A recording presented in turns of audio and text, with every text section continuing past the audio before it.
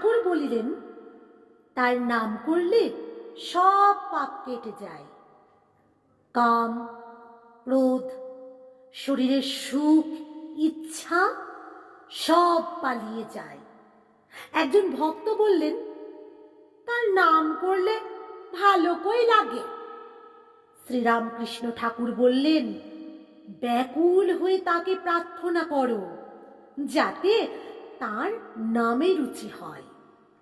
যদি একটু রুচি থাকে তবে বাঁচব তার খুব আশা। তাই নামে রুচি।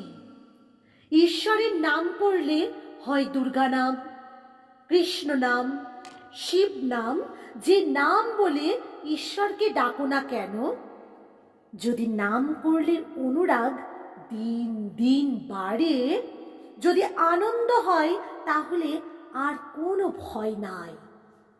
বিকার কাটবেই কাটবে, তার কৃপা হবেই হবে।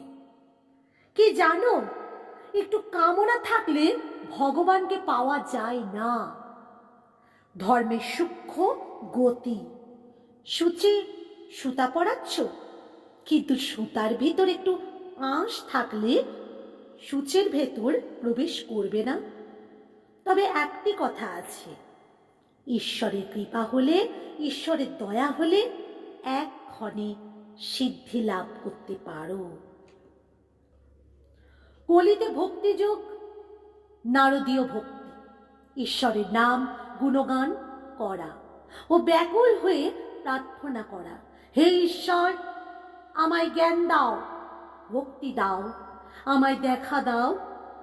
কর্মযোগ বড় কঠিন, তাই প্রার্থনা করতে হয়, হে ঈশ্বর আমার কর্ম কমিয়ে দাও, আর যেটুকু কর্ম রেখেছ সেটুকু যে তোমার কৃপায় অনাসক্ত হয়ে করতে পারি, আর যেন বেশি কর্মে জড়াতে না হয়, ইচ্ছা না হয়।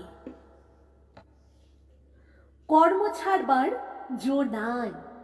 আমি চিন্তা করেছি, আমি ধ্যান করছি, এত কর্ম।